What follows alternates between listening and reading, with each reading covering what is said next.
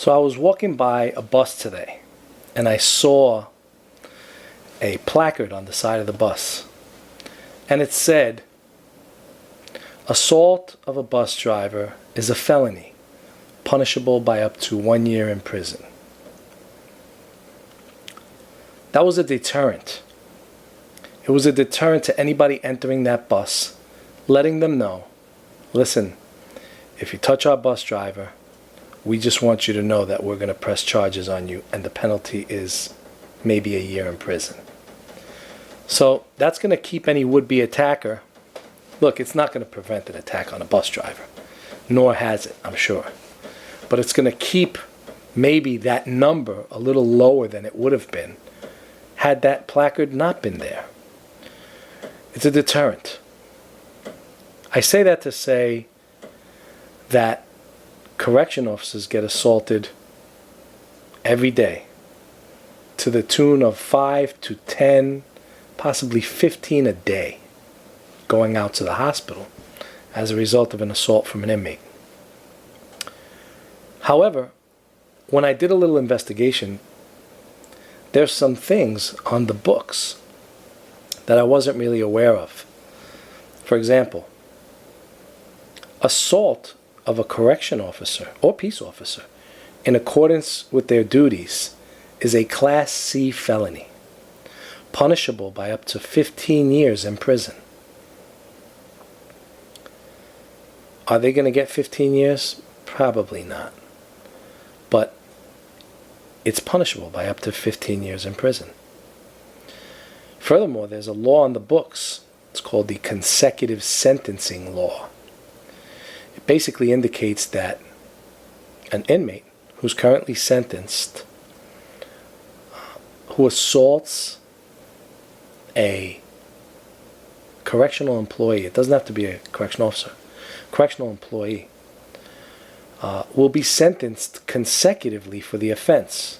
Basically what that means is if you're in jail for a year and a half or a year and you assault someone while you're in jail and you get an extra 6 months to a year on top of that, that's going to be served at the end of your sentence. So 1 year can easily turn to 2 years real quick, as opposed to the way it is now, and they've been prosecuting the inmates and giving them concurrent sentences and a dollar bail. Concurrent basically means, you're doing a year already, we're going to give you a year for the assault. Once you're done in that year, it's done. You serve them both at the same time, which is ridiculous, especially since there's a law on the books for consecutive sentencing. I believe that this is something that the union should be pushing for and lobbying for, so that the judges start to enforce that. They did it once upon a time.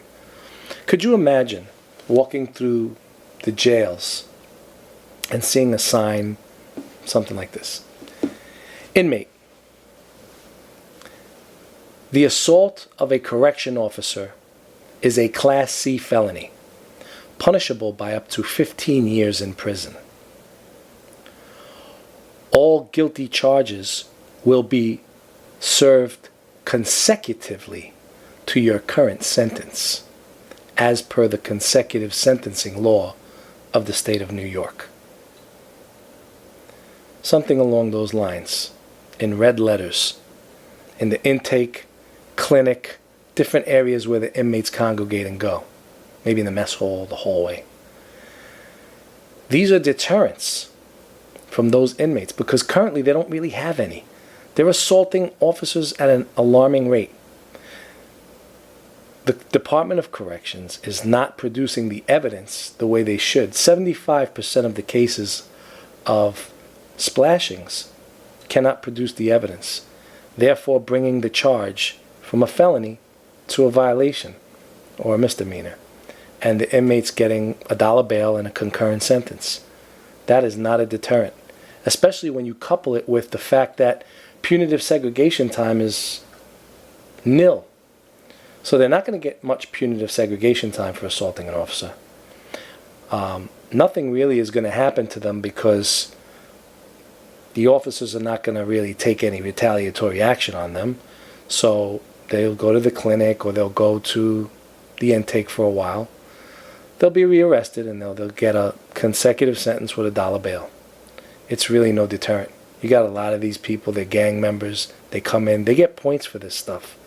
And when they talk to each other, it's like, hey, we could do this, nothing really happens to us. As opposed to us pushing for those laws to be enforced. And these inmates start to see some time when it comes to assaulting a correction officer. It's just something that I believe that the union and us should be pushing for and lobbying for, so that we can make the appropriate changes, so at least we'll have a deterrent. And that might bring the level of assaults down a couple of notches. So instead of 5 to 10 officers going to the hospital at night, maybe it'll get lower. I find myself looking into these things and searching for a way for us to get the upper hand.